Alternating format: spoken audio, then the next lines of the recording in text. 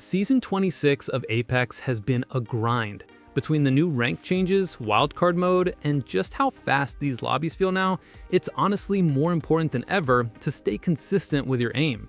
In this video, I'm breaking down my full controller setup for both Xbox and PlayStation.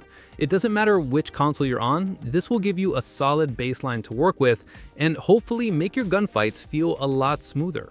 I'll walk you through my controller, video, and audio settings, and I'll explain why I use each one instead of just listing numbers. This way, you can adjust things for your own playstyle instead of just copying. Alright, let's get started. First, let's cover gameplay settings. These are the small details that make the game flow better.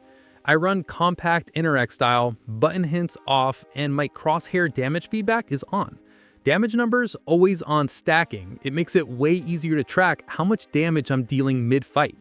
Enemy health bars are enabled, minimap rotation is on, weapon auto cycle on empty is enabled too, and I keep auto sprint on too.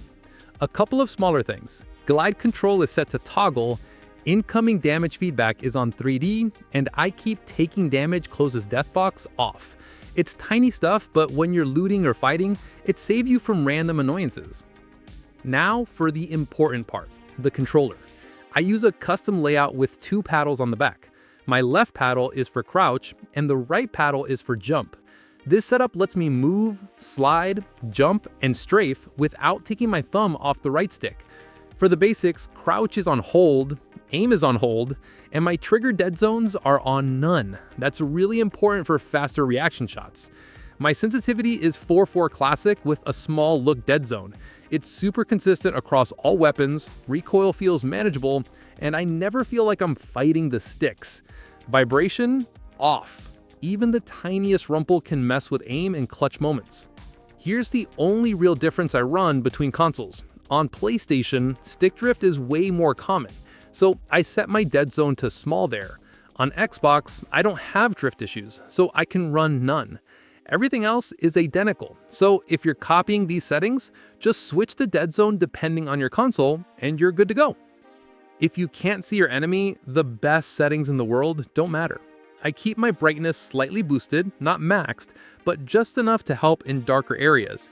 I also add saturation through my capture card settings, but you can do the same in your monitor settings. It makes enemy outlines pop a lot more. My field of view is always 106, sprint view shake is on minimal, audio is pretty straightforward, dialogue volume is around 50%, music is almost completely off, and effects are maxed. That way, I don't miss footsteps or gunfire because of random voice lines. One thing I see a lot of people get wrong is changing their settings too often. I keep mine almost the same every season on purpose. If you're always switching your sensitivity or layout, you never really build muscle memory. Find something comfortable, stick with it, and your aim will get more consistent the longer you play. So yeah, quick recap. I'm running 4-4 classic with a small or no dead zone, paddles for crouch and jump, and vibration off. If you're on PlayStation, switch your dead zone to small, and you're set. These settings aren't magic, but they give you a stable foundation to build on. Once you lock them in, stop overthinking and just play. The consistency comes from sticking with them. If this helped, hit the like button, share your settings in the comments, and let me know if you're Team Xbox or Team PlayStation.